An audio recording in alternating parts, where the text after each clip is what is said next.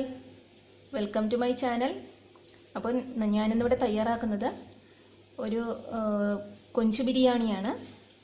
അപ്പോൾ റേഷനരി വെച്ചാണ് ഞാനത് തയ്യാറാക്കിയിരിക്കുന്നത്. വളരെ ടേസ്റ്റി ആയിട്ടുള്ള ഒരു ബിരിയാണിയാണ്. ഇതെങ്ങനെയാണ് തയ്യാറാക്കുന്നതെന്ന് നോക്കാം.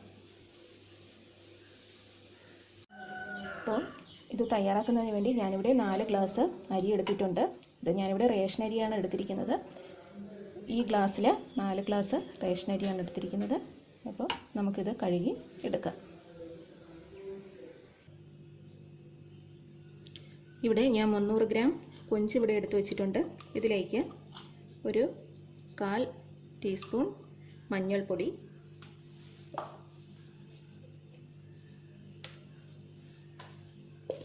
ഒരു ടീസ്പൂണോളം മുളക് പൊടി,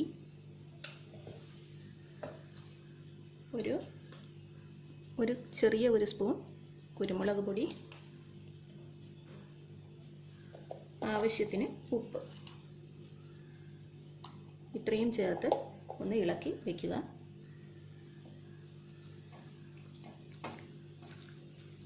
ഇത് പൊരിക്കുന്നതിന് വേണ്ടിയാണ്. അപ്പോൾ കൊഞ്ച് ആദ്യം ഫ്രൈ ചെയ്തതിന് ശേഷമാണ് നമ്മൾ ബിരിയാണിക്ക് റെഡിയാക്കുന്നത്. ഇതെല്ലാം കൂടെ ഒന്ന് നല്ലവണ്ണം യോജിപ്പിച്ച് വയ്ക്കണം. ഒരു 10 മിനിറ്റ് ഇതിങ്ങനെ ഇരിക്കട്ടെ. അപ്പോൾ ഇവിടെ ഞാൻ ഈ കൊഞ്ച് പൊരിക്കുന്നതിന് വേണ്ടി ഒരു പാൻ അടുപ്പത്ത് വെച്ചിട്ടുണ്ട്. അതിലേക്ക് ആവശ്യത്തിന് എണ്ണ ഒഴിച്ചു കൊടുക്കുക.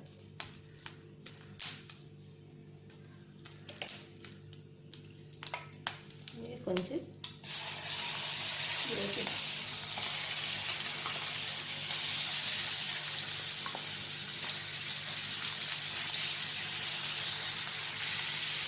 നല്ലവണ്ണം എല്ലായിടത്തും പരത്തി വെച്ച് കൊടുക്കുക.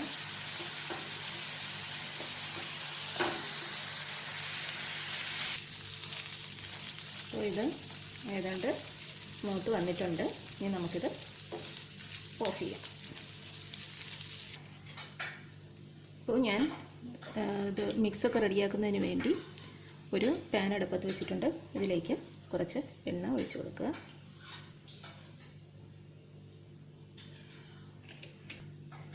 ഇതിലേക്ക് പട്ട, പെരിഞ്ചീരകം ഇതെല്ലാം കൂടെ ഒന്ന് ചേർത്ത് കൊടുക്കുക.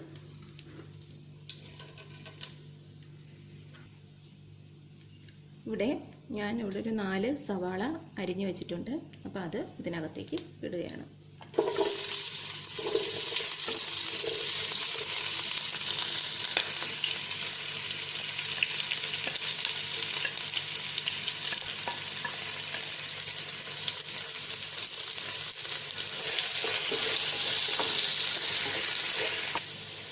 ആവശ്യത്തിന് ഉപ്പ് കൂടി ഇട്ട് കൊടുക്കുക.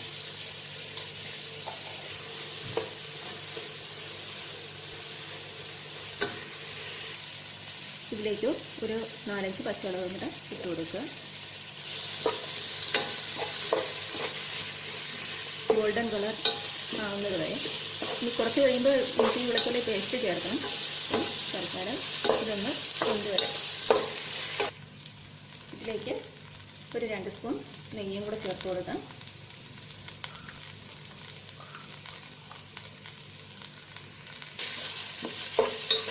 ഇനി ഇതിലേക്ക് ഇഞ്ചി വെളുത്തുള്ളി പേസ്റ്റും കൂടെ ചേർത്ത് കൊടുക്കുക.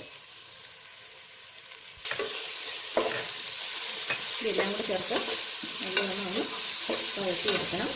ആ ഇഞ്ചിയുടെയും വെളുത്തുള്ളിയുടെയൊക്കെ പച്ചവളം മാറുന്നത് വരെ ഒന്ന് വഴറ്റുക. ചെറുതായിട്ട് കളർ മാറി വരുന്നുണ്ട്. കുറച്ചുകൂടെ കളർ വന്നത് വരെ വഴറ്റണം. അപ്പോൾ ഉള്ളിയെല്ലാം വെന്ത് ഒരു ഗോൾഡൻ കളറായിട്ടുണ്ട്. ഇനി ഇതിലേക്ക് 2 വലിയ തക്കാളി അരിഞ്ഞു വെച്ചിട്ടുണ്ട്. അതും കൂടി ചേർത്ത് കൊടുക്കും.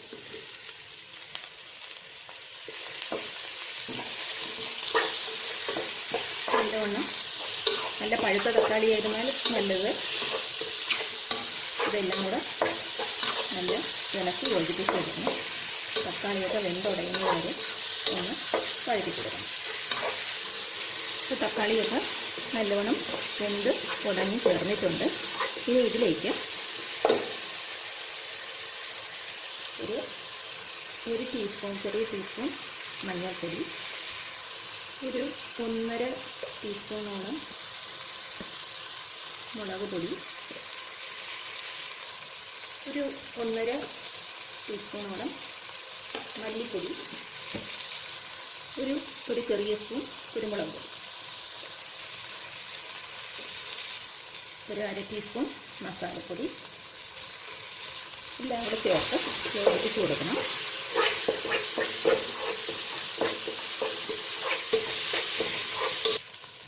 ഇതിലേക്ക് ഞാൻ 1 സ്പൂൺ ബിരിയാണി മസാല കൂടെ ചേർക്കുകയാണ്. ഇതിലേക്ക്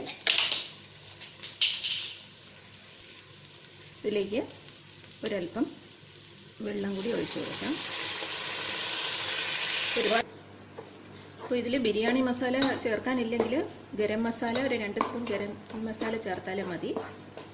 അപ്പോൾ ഗരം മസാല കൂടുതൽ ഇഷ്ടമുള്ളവർ ആ രീതിയിൽ ചേർക്കുക. അപ്പോൾ ഇനി ഇതിനകത്തേക്ക് നമ്മൾ തയ്യാറാക്കി വെച്ചിരിക്കുന്ന കൊഞ്ചും കൂടെ ഇട്ട് കൊടുക്കണം. അതിൻ്റെ ആ എണ്ണയോട് കൂടി തന്നെ ചേർത്ത് കൊടുക്കണം.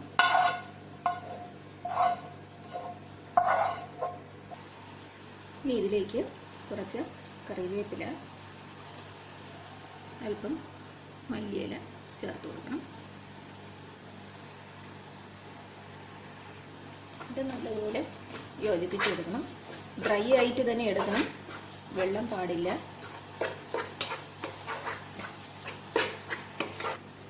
അപ്പോൾ ആവശ്യത്തിന് ഉപ്പ് നോക്കിയിട്ട് ചേർത്ത് കൊടുക്കണം. ഞാൻ ചോറിൽ ഉപ്പിട്ടിട്ടുണ്ട്, ഉപ്പിട്ട് വേവിച്ചതാണ്. അപ്പോൾ ഇതിൽ അതിനനുസരിച്ച് ഉള്ള ഉപ്പ്, ചോറിൽ ഉപ്പ് കുറവാണെന്നുണ്ടെങ്കിൽ കറിയിൽ കുറച്ച് ശകലം ഉപ്പ് കൂട്ടിയിട്ടേക്കണം. അപ്പോൾ ഞാൻ ചോറ് ഇതിൽ കൂടെ ഇടുകയാണ്. അപ്പോൾ ഇതിൽ പട്ടയും പെരിഞ്ചീരകവും ഒക്കെ ചേർത്ത ചോറാണ്.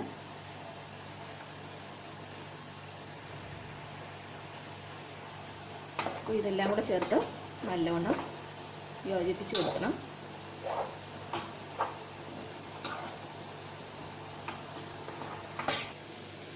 അപ്പോൾ ഞാൻ ഉള്ളി മൂപ്പിക്കാൻ വേണ്ടി ഒരു പാൻ അടുപ്പത്ത് വെച്ചിട്ടുണ്ട്. അതിലേക്ക് എണ്ണ ഒഴിച്ചു കൊടുക്കണം. എണ്ണ ചൂടാകുമ്പോൾ ഉള്ളി ഇട്ട് ഒന്ന് മൂപ്പിച്ചെടുക്കുക.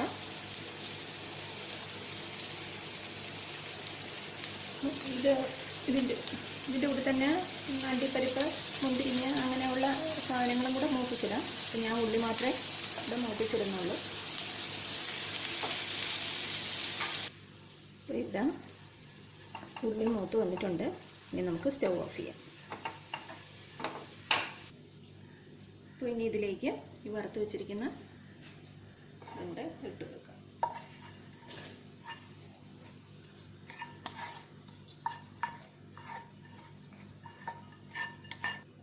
ഇനി കുറച്ച് മല്ലിയിലയും കൂടെ മുകളിൽ ഒരല്പം മല്ലിയിലയും കൂടെ ഇട്ട് കൊടുക്കാം.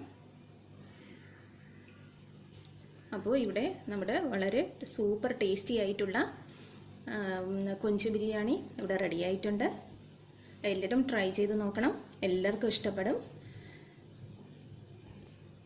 അപ്പോൾ ഈ വീഡിയോ ഇഷ്ടമായെങ്കിൽ ലൈക്ക് ചെയ്യുക, ഷെയർ ചെയ്യുക, സബ്സ്ക്രൈബ് ചെയ്യുക, സപ്പോർട്ട് ചെയ്യുക. അപ്പോൾ പുതിയൊരു വിഭവവുമായി ഞാൻ ഉടൻ തന്നെ വരുന്നതായിരിക്കും. അതുവരെ എല്ലാവർക്കും നന്ദി.